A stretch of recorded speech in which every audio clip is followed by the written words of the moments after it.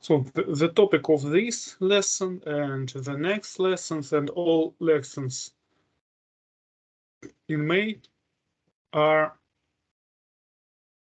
classes and objects. I turn off my video because I show all the information on the screen to decrease the size of the video file.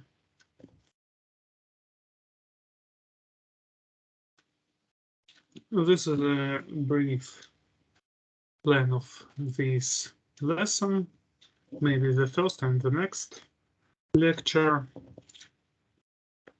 And let's move on the first point of this plan.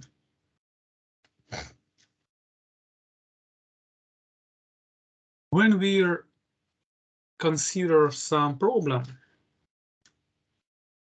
and when we need to solve this problem,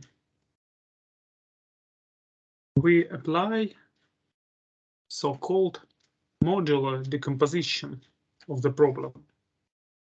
When we decompose the algorithm into the set of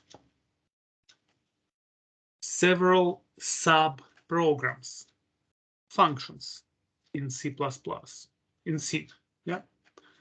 Of course, it can be applied in C and in C++ too, modular decomposition.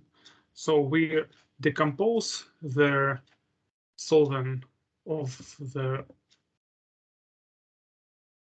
problem into solving of several sub-problems, and the function, one function corresponds to one sub-problem. This approach is oriented to algorithms, rather simple algorithms, and this approach is good for small and medium-sized programs. It's rather simple to decompose the problem when the problem is not very large. But when the problem becomes large, the modular decomposition approach becomes inefficient. And in this case, object-oriented decomposition approach can be applied. This approach first oriented to classes and objects, and only after that to data and algorithms. And this approach, object-oriented approach, can be applied and is better for large programs. It simplifies the process of development, debugging, testing, deployment, and support of the program. When the program consists of a set of classes instead of set of functions, it's very simple to modify your program. Of course, this is true only for large programs. Our programs in our course is not very large, but I will show you the main points of this approach during our lessons. Here we see the main 5 concepts of object-oriented approach: abstraction, encapsulation, modularity, hierarchy, and polymorphism. We will discuss about each of these points in details later, because right now I think it's not clear what is the meaning. Sorry, what is the meaning of these terms? Abstraction, encapsulation, and so on. We will discuss about these main concepts later. A few words about general terminology that can be applied in this field.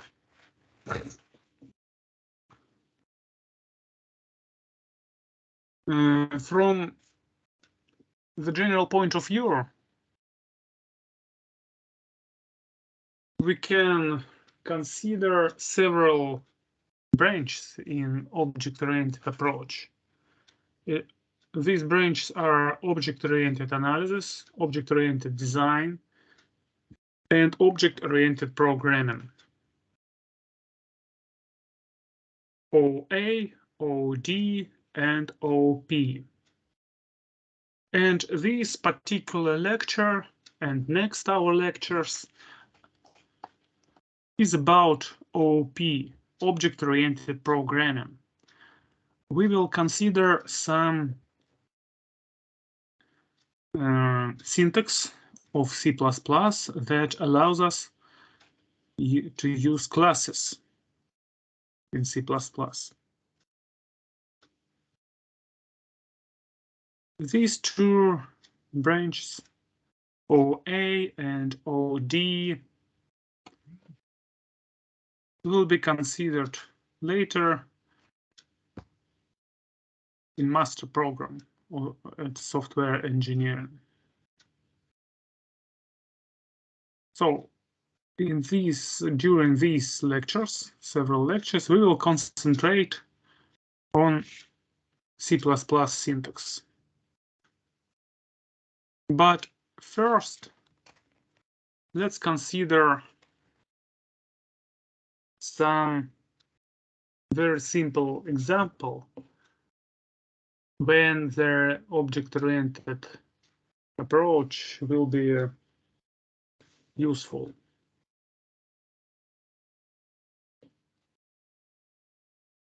Suppose that our goal is to write a program that can perform some operations with geometric objects. Such geometric objects like rectangles, triangles, circles, ellipses, lines, and so on. Every object that we can draw on a plane using pen.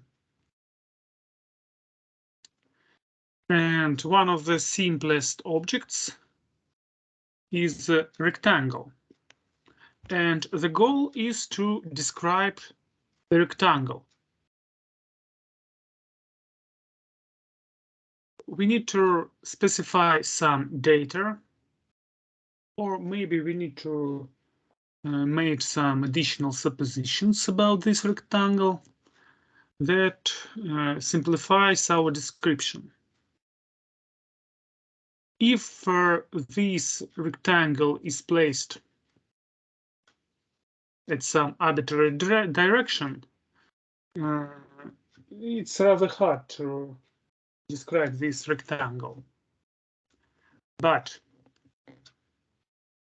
if we suppose that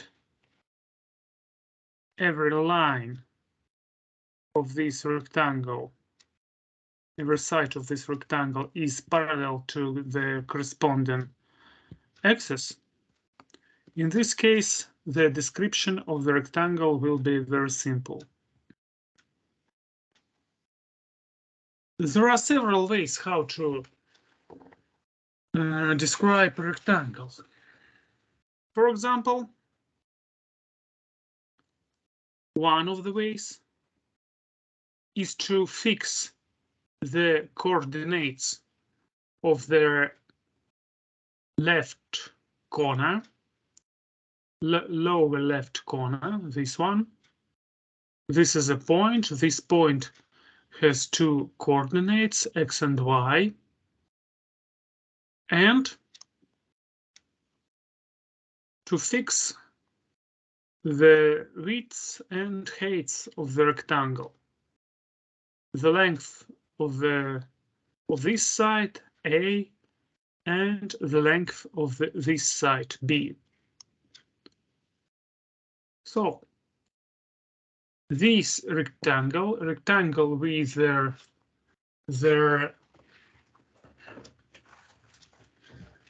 with the lines parallel to the axis can be described by means of 4 real numbers. These 4 real numbers can be represented in the program by double precision values.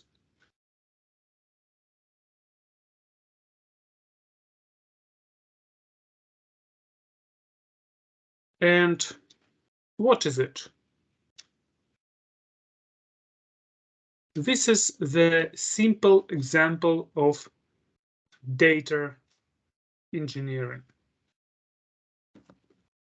So we consider the problem, we think about the data that describe the object from the problem statement, and we fix the data that completely described this geometric object, rectangle.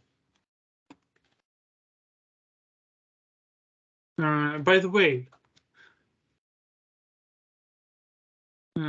could you suggest one more way to represent the rectangle?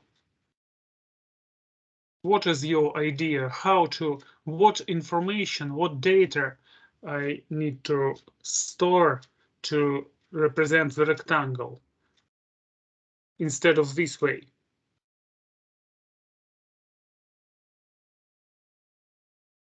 Could you suggest another data? Please, any idea?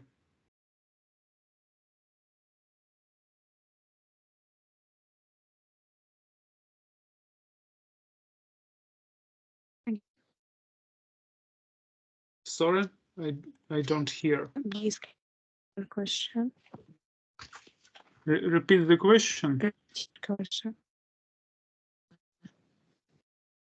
Well, one of the possible representation of the rectangle is 4 numbers. The coordinates of this point, left lower point, width and height of the rectangle, A and B. This is one of the ways how we can represent the rectangle. 4 numbers. First 2 numbers corresponds to the coordinates of this point, and A is the width, B is the height. But can you suggest some other way to represent the rectangle? The area. Area. No. Yeah. Because area using this information area, so I can write, I can form different rectangles with the same area. If you tell me area equals to 10, I can suggest you infinity many rectangles with area 10. This parameter is not fix the rectangle. Yes, it's of course it's one of the properties of the rectangle, but we cannot use area as a information. We cannot use area as a data that described the rectangle. Any other suggestions? What of the color? What color? The color. Yeah, like it's green. Okay, but it's not an information that can be used to describe the rectangle. I mean the place of the Can we rectangle, use the angles? the angles. Okay, Yes. but all of the angles are 90 degrees. Well, we do not store this information because all of the angles are 90 degrees. Okay, if it's hard to guess, well, I tell the answer. Instead of coordinate x and y, widths and heights, I can store coordinate of this point, x and y, and coordinate of this point, Oh. x and y, and know a and b. If we will know this point and this point, I can calculate widths and heights of the rectangle, right? So these points, of course, will be not x and y, but some x1, y1, right? What will be a? X1 minus x. What will be b? Y1 minus 1, y. So the rectangle can be described by means of 4 real numbers, but not x, y, a, b, but x, y, and x1, y1. This is another description of the rectangle. We use another data, and this data, using these data, we can completely describe the rectangle. Okay, let's move to the next slide. Suppose we fix this description, x, y, a, b. Now, the next step, we must describe the operations with rectangle. What can we do with the rectangle? Again, suppose that, imagine that we write a program that operates with geometric objects, triangles, rectangles, circles. What we can do? We can show rectangle, we can hide rectangle, we can move rectangle from the current position to new position. We can calculate the area of a rectangle. This is the very basic example of object-oriented design. We know the data and we design the operations with this data. Well, it's just so very simple so-called toy example of the real object, then can be described through the object-oriented approach. Well, a short summary. What we do? We find the entity in the problem statement, rectangle.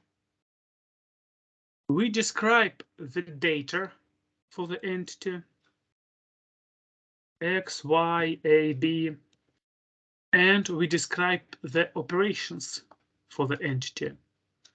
Show, hide, move, area. What is the result? As a result, we can say that we describe a new data type, rectangle. New user-defined data type. Not built-in data type, but new user-defined data type. Let's briefly review what is a data type. discussed about it several times. We discussed about data types several times. What is data type? To define a data type, we should define set of values, set of operations, operators or operations. Then the storage structure, the size of memory. Sorry.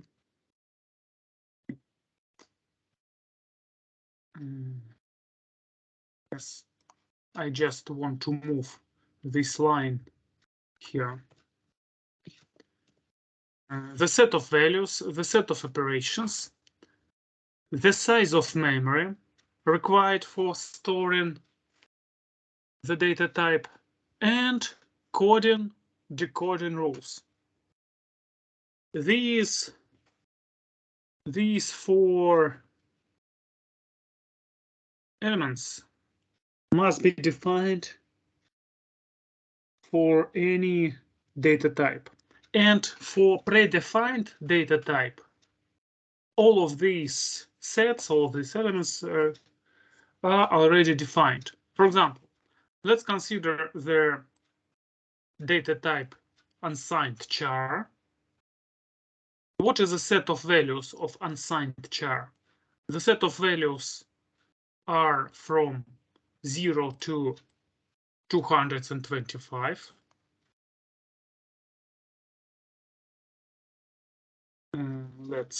Let me move this. What is a set of operations for unsigned char? Unsigned char is considered as a short integer number, so we can apply all of the operations with integers: addition, subtraction, division, remainder, and or, and so on. Set of operations. Then the size of memory. Size of unsigned char is 1 byte. And coding, decoding rules. It's a binary representation. All of the binary combinations from 8 zeros to 8 ones. All of these combinations forms their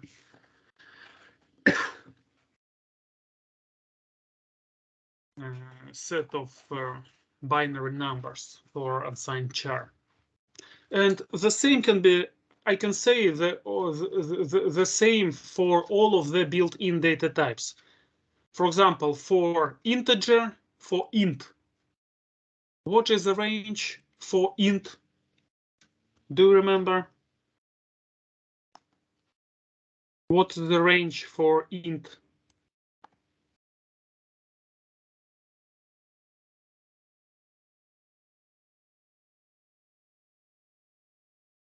Do you remember or not? The range of representation for integer numbers.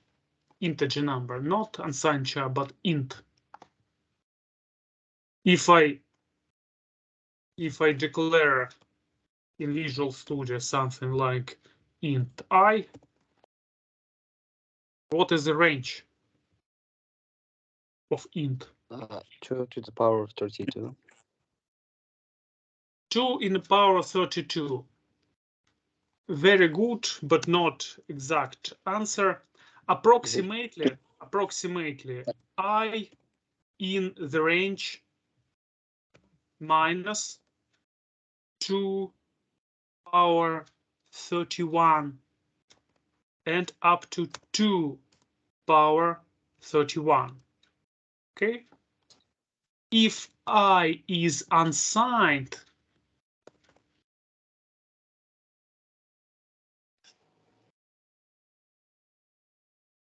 in this case, so J is unsigned. In this case, J will be from 0 up to 2 power 32. Actually, 32 minus 1, but it doesn't matter.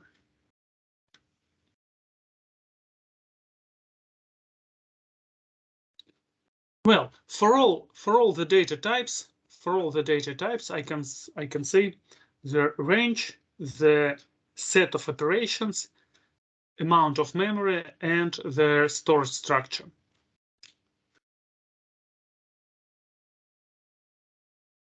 But the same can be true.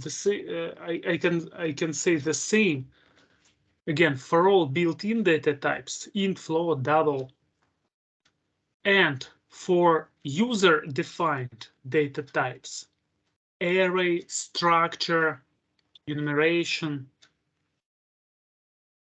completely the same. And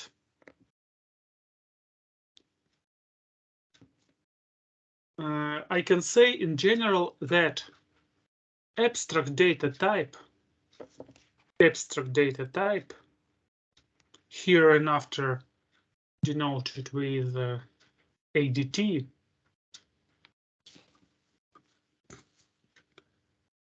abstract data type can be represented as two sets, set of values and set of operations.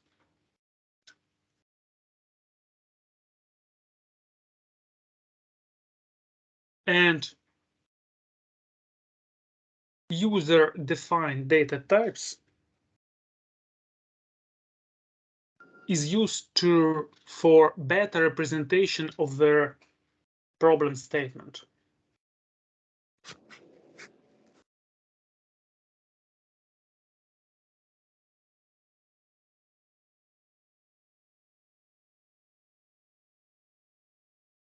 Well, so the goal is to create a new data type.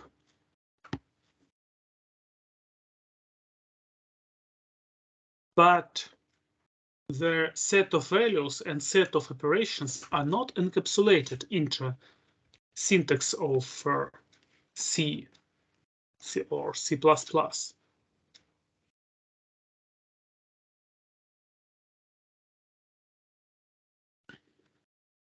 And from this point of view, we can say that class in C++ is a user-defined data type with described data and operations. So when somebody, me or you or any person, say class in C++, it means user-defined data type. So class in C++ is I highlighted here, user-defined data type. This is their main points, the main words. And this class is a model of some entity from the problem statement. For example, this class, the class in your program, can correspond to the rectangle or triangle or line or circle and so on.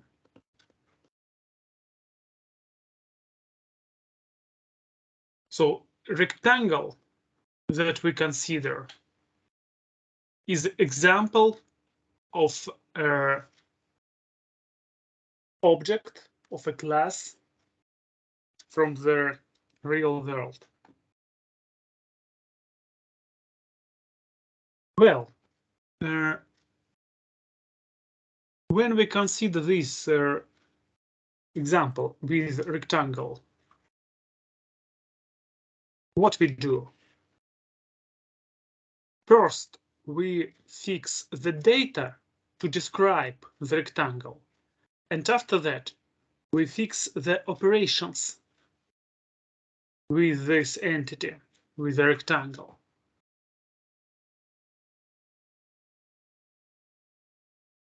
And from this point of view,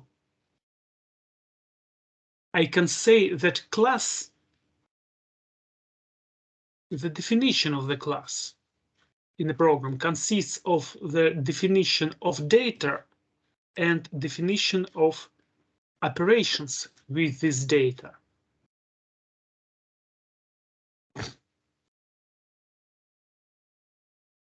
The data can be described by means of member fields of a class. Operations can be described by member functions of a class. The declaration of member fields is very similar to variable declaration. Declaration of member function is very similar to function declaration.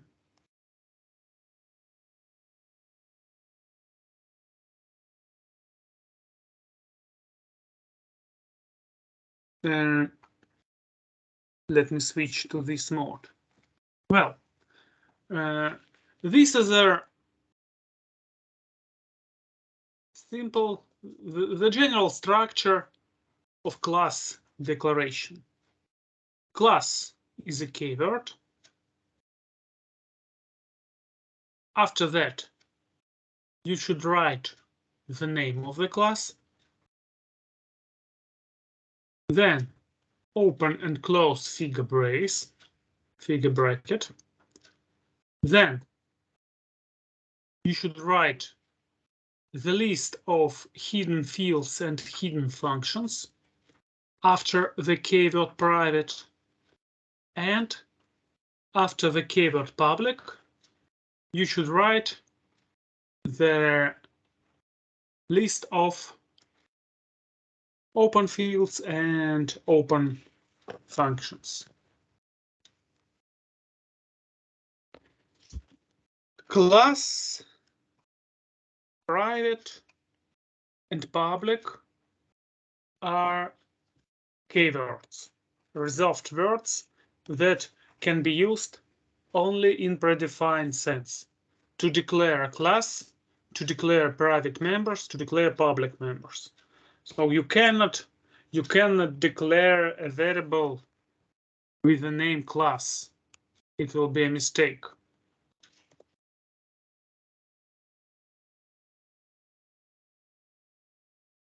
So you cannot create a variable with the name class, because class is a reserved word.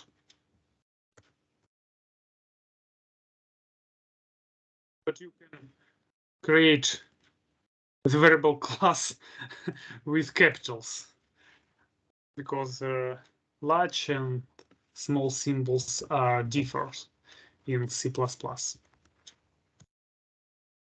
Well, these are reserved words. Well, here, don't forget to write semicolon after the close brace. I told you that there are two cases when we must write a semicolon. The first case, semicolon when we declare a structure, and the second case, semicolon must be written after the close brace when we declare a class.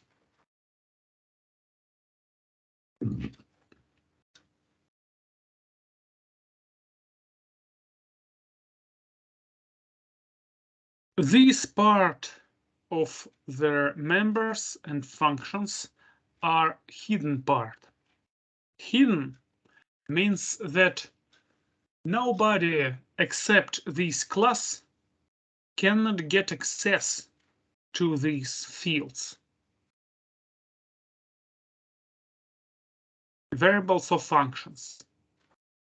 Public part means that anybody can get access to these fields. Anybody means user of this class, somebody who use this class in your program, in the program. Well, this is a simple example. The simplest class rectangle, double xy, x and y are private members of the rectangle, int color. Let's use integer number to indicate the color of rectangle, and public members. Show height, something like this. Again, this is a hidden part. Nobody can get access to this part. And this is a public part. Public part can be accessed from any place of your program.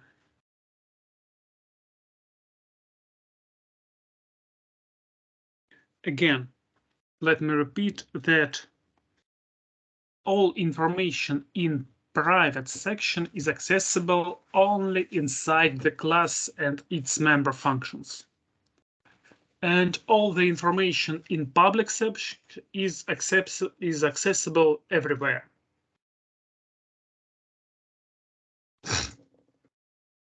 We can omit a private section because these variables will be private by default, but a public section should exist as a rule. We can define both sections several times. Well, let's consider this example, maybe not exactly this, but very similar example in Visual Studio. Okay, we want to define the class rectangle. So, in other words, I want to create a new data type, rectangle. What should I do? I should write class rectangle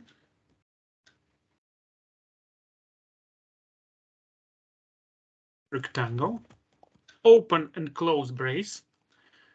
Visual Studio insert the close brace automatically, but don't forget to write the semicolon after the close brace. And what data here maybe is not very good. What data we use to describe the rectangle? X, Y, A, B. Okay. Because here it's better to write A and B also. A and B. Let's do the same here. X, Y, double A, B. I skip color.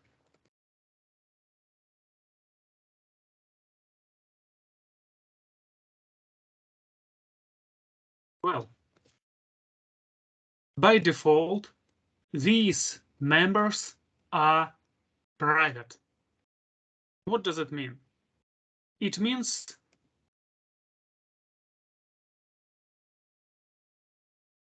that when I create some rectangle, for example, rectangle, let it be R,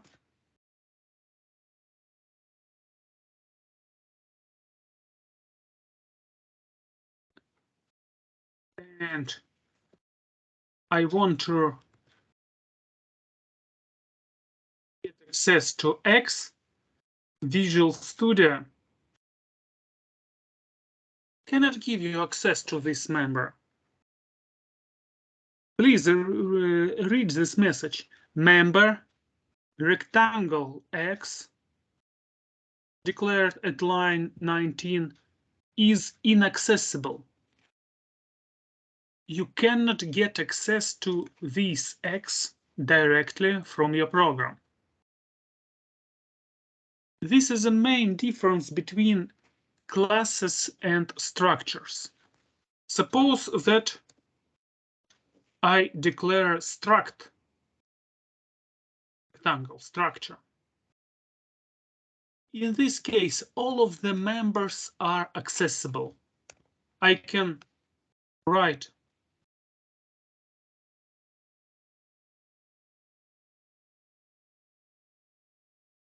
r point x equals to 1. Member x is accessible.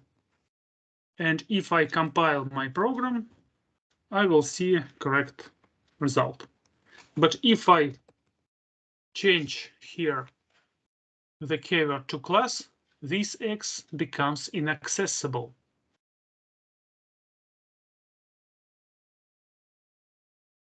Why we should protect the data?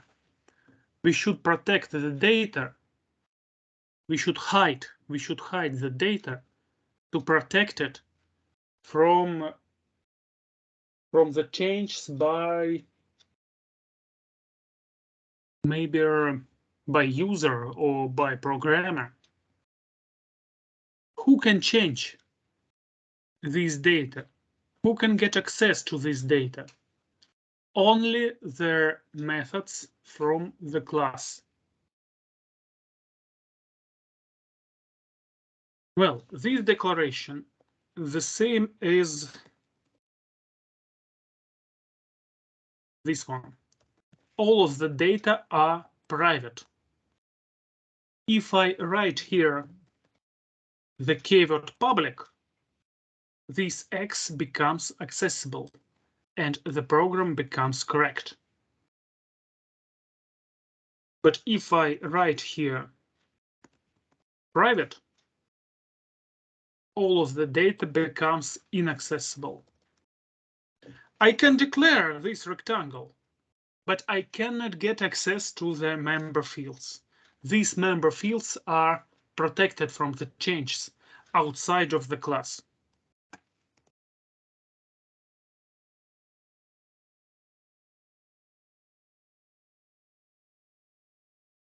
Well, do you have any questions about this example?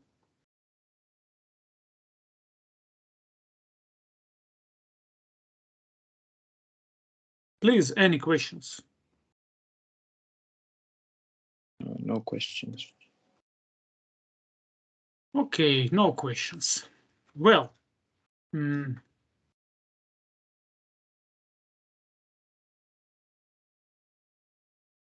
well, I skip this slide. Also, well, and what we discussed about the declaration of data and declarations of methods. This is called encapsulation. Encapsulation means that the data and operations with data are declared together inside the class. And the sections public and private allows us to hide implementation details and provide the data safety.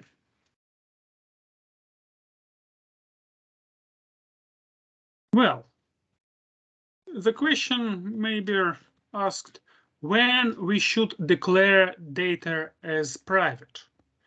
The first way is very simple. We can declare data private always. In this case, all the data will be as safe as possible and as hidden as possible. But we need special functions to set and get the data everywhere.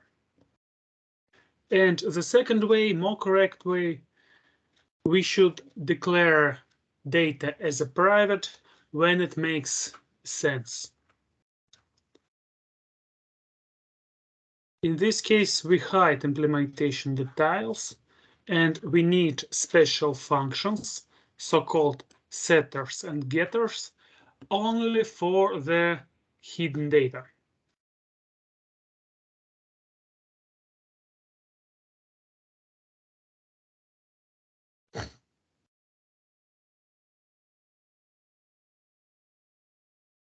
If we need to hide implementation details, we can declare some functions as private.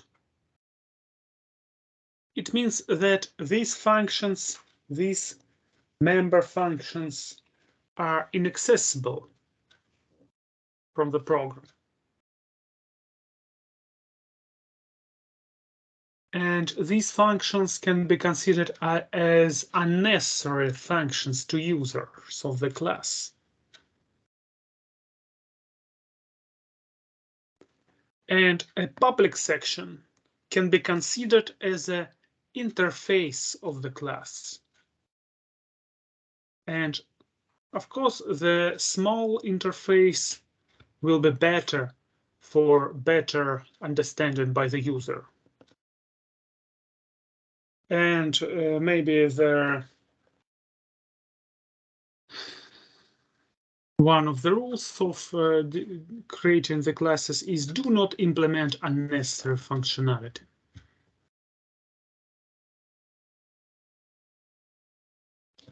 Well, let's come back to this example and let's write some member functions. For example, so-called setters and getters, the functions that sets and gets the values of the member fields. Here we have 4 member fields, X and Y, A and B.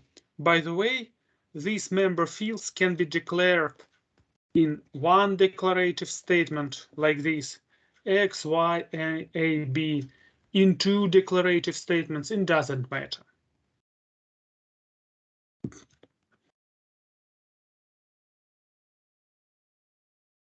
Let's write the function that will be set the value of, for example, of A.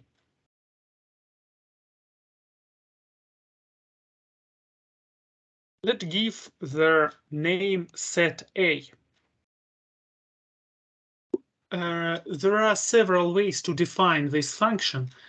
Right now, I consider the simplest way, very simple way. The more complex way we will consider next lesson. Set A. So the goal of this function is to get one number and to assign this number to the variable A. Double. Let it be a number. This function gets this number, and this number must be assigned to A. A equals to number.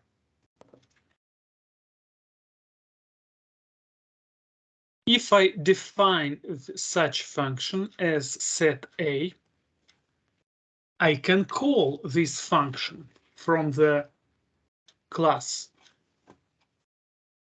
How it can be called? Some message. No. How this function can be called? I should write the identifier R point, and you see that Visual Studio shows you public members. Here, there is only one public member, public function set A. Set A, and we should input here a real number. For example, 5.5. the meaning of this function? It means that for rectangle R, the member field A will be 5.5. Suppose I declare another rectangle Q.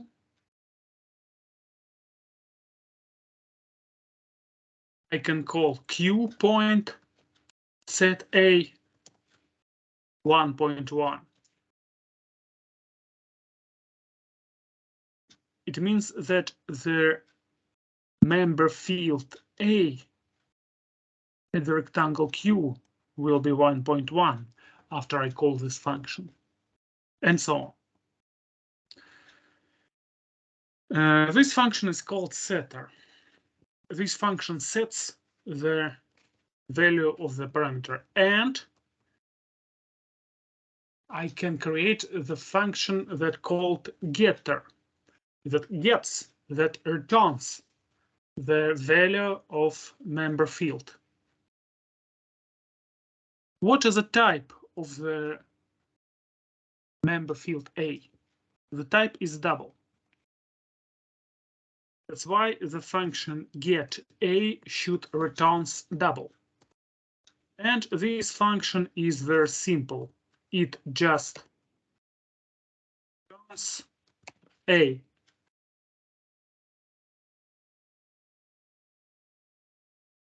After that, I can get access to the value of the member field A by means of this function get A. To see all the functions on one screen, let me write it in a short form like this, and this function too. Yeah, like this. Well, what can I do after that? For example, I can output this value to the screen.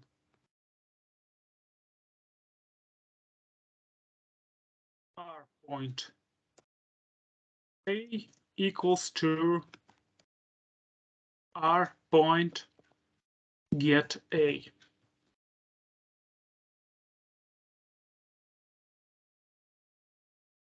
What we will see on the screen now? 5.5. We will see 5.5. Because previously I set the value of A as a 5.5.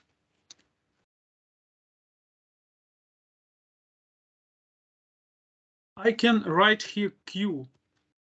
I can call get A for another object.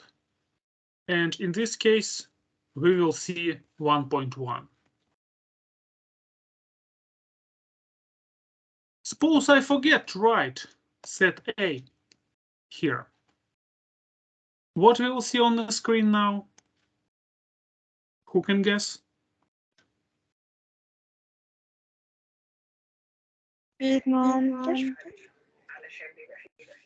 I'm sorry, I don't hear. Repeat numbers.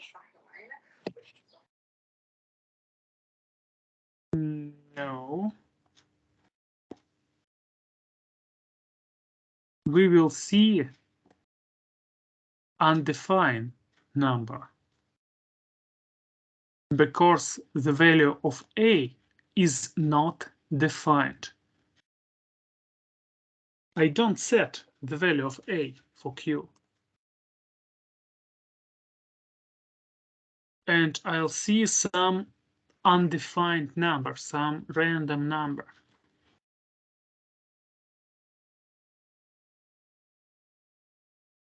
But if the number is previously defined,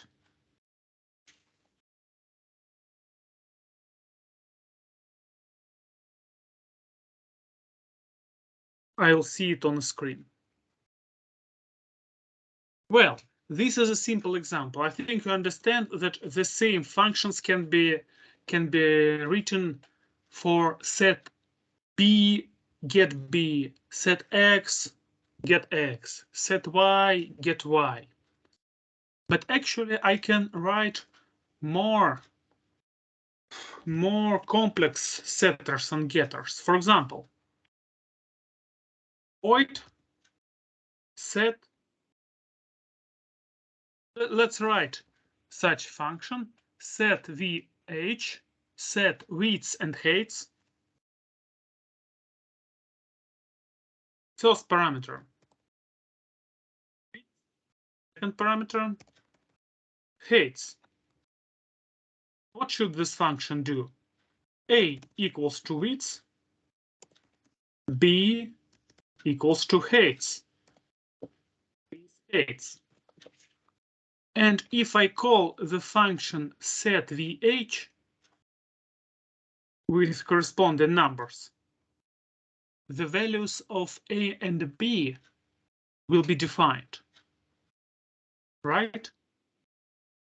Let's check it. R set E4. Widths will be 3, heights will be 4. And if I call get A after that, the value of A will be 3.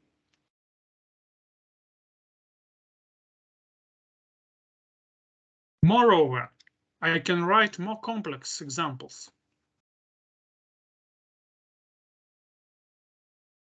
I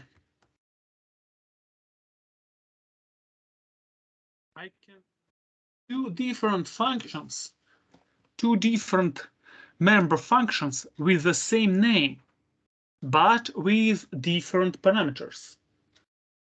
This feature is called polymorphism.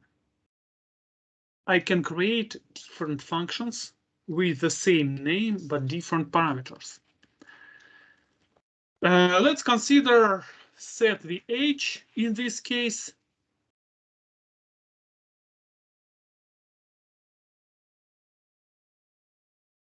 Let's width and heights will be equal to the same number. In this case, I create not rectangle, but a square. Rectangle with equal widths and heights.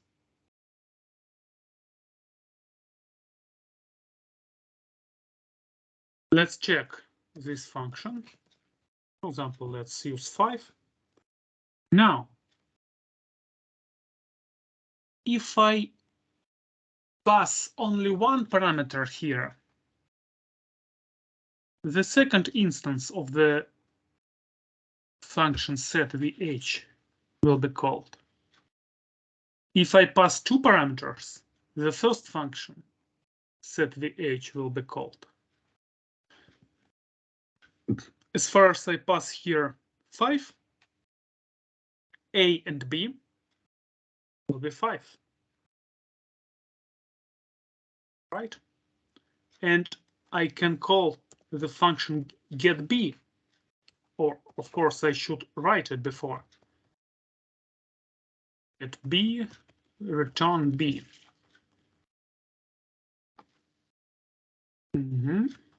Yes, B is 5. Well, moreover, I can create any any setter that I want. For example, I want to create a rectangle with widths 2 times smaller, sorry, with the heights 2 times smaller than widths. In this case, widths will be W, B, heights will be V over 2. Heights is 2 times smaller than widths. Now, if I pass 5 into this function, B width will be 2.5.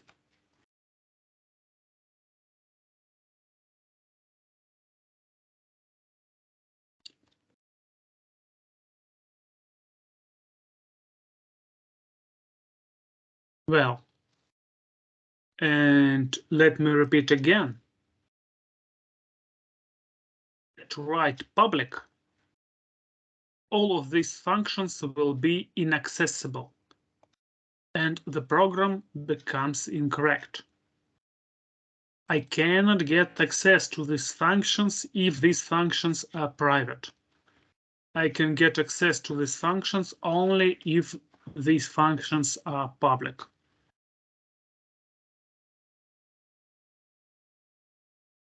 Any questions about it?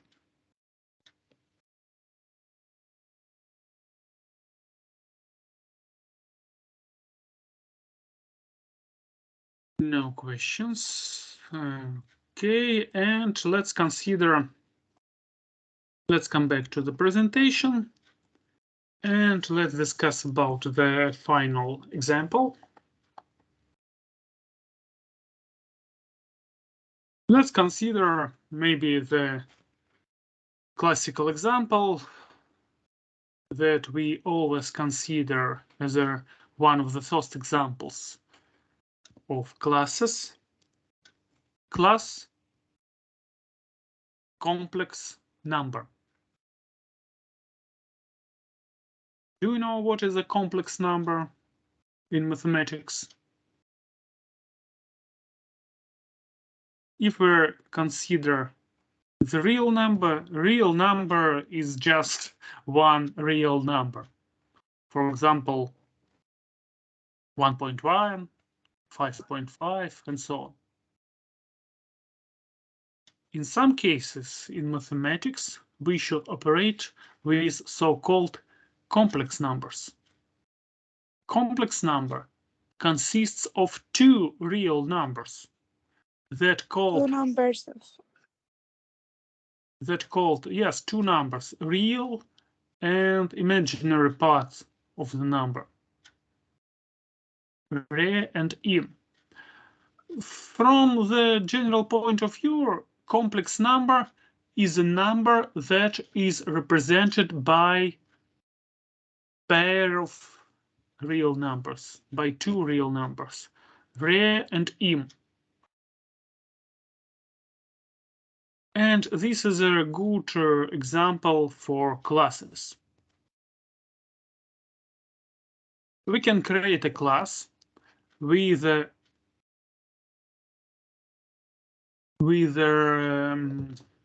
data members re and im, and the function members set re, get re, set im, get im, some functions that implements arithmetics with complex numbers, and some special functions.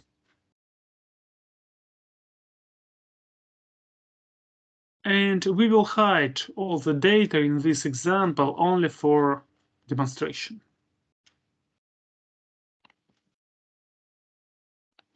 Well, class complex, private members re and im. Of course, it's better to use not int but double. Let me replace it right now.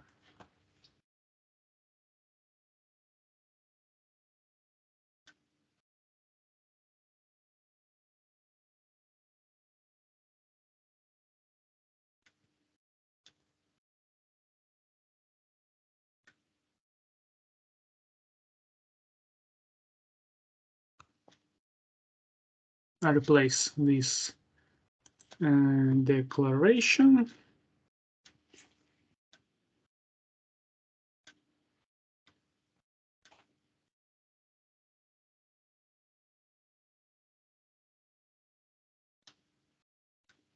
Well, this class will correspond to complex number. The data is hidden. The data is private. We have setters and getters, set and get functions. And we can implement setters and getters inside the class. The implementation is written here.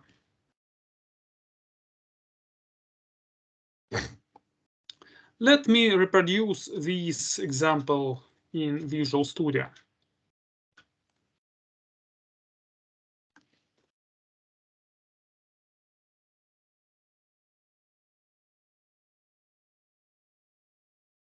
Just include here spaces. Okay, and let me delete this. Well, these methods are setters and getters, and let's use the method print. Let's, for simplicity, implement it here. Out.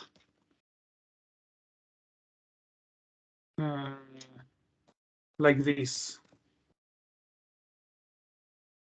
A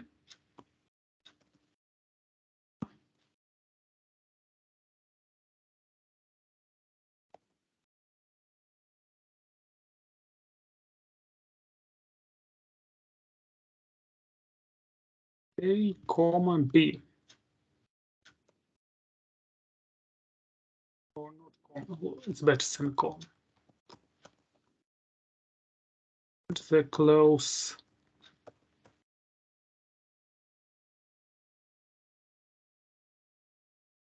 So,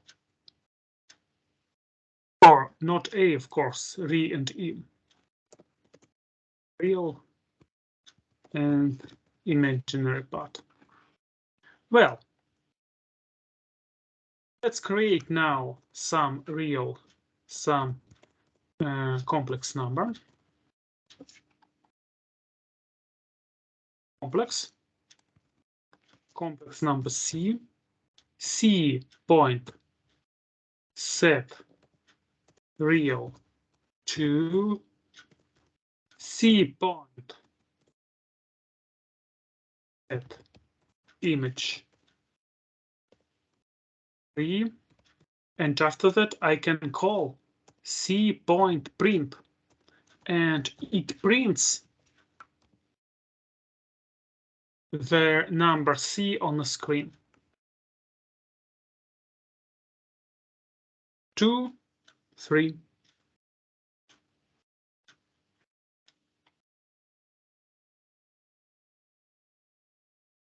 Well, next lesson we will start from the arithmetic operations for complex numbers,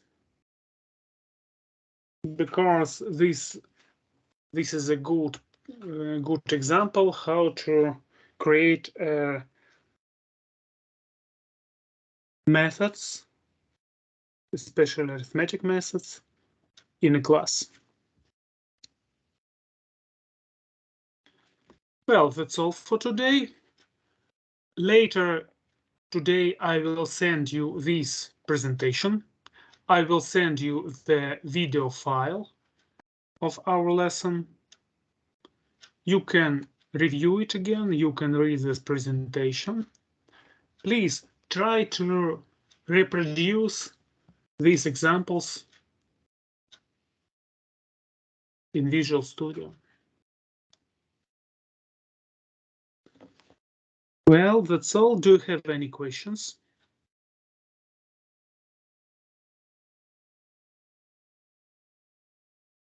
Please, we have time for questions. You are welcome.